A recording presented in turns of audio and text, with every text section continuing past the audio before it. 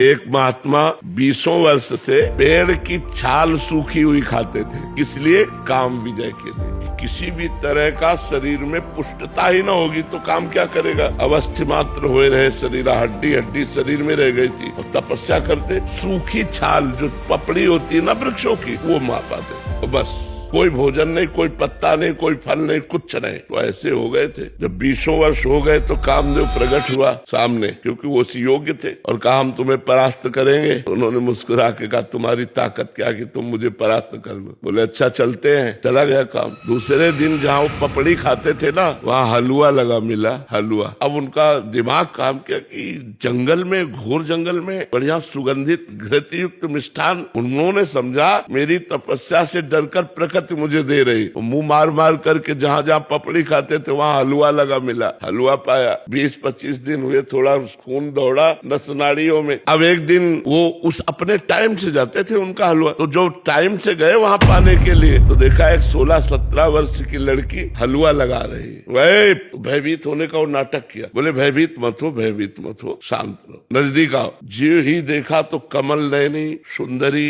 छम छम करती हुई पायल। महाराज ने कहा कि तुम डर क्यों रही हो निडर होकर? ये हलवा तुम लगाती थी? हाँ महाराज, आप जैसे तपस्वी की सेवा हमारी सामर्थ्य कहाँ की आंख मिला के कर सके कि मैं आपके सामने जाके हलवा परोस सकूं, इसलिए छुप छुप के। बोले आज से छुपने की जरूरत नहीं है और पेड़ में लगाने की जरूरत नहीं, सीधे ले आया करो पात्र में हलवा। 10-5 दिन और हलवा पाया सीधे। अब तो काम वेदना अंदर जागृत हुई। उन्होंने कहा देवी तुम्हारा ब्याह हुआ है? तो उनका नहीं महाराज। बोले मेरा भी नहीं हुआ। तो बोले मैं आप जैसे महान तपस्वी को पति रूप में प्राप्त कर सकूं, तो मेरा सौभाग्य है। तो उनका फिर बोले एक शर्त है, हमारी माँ जंगल के बाहर रहती है, और उन्होंने कहा पति वही बनेगा जो अपना मुंह काला करवा कर हमें पीठ में बैठाल कर वहां तक ले जाएगा। बोले कर सकता हूँ। घुटनों के बल चल करके जब वहां ले गए तो कामदेव खड़ा था और बोला देख तेरी तपस्या को नष्ट नहीं करना चाहता, केवल ये दिखाना चाहता हूँ कि घुटनों केवल आया है एक मेरी माया के इशारे से। अगर मैं 5 बार संदान कर दूं तो तेरे हाल क्या होंगे? तो उन्होंने प्रणाम किया।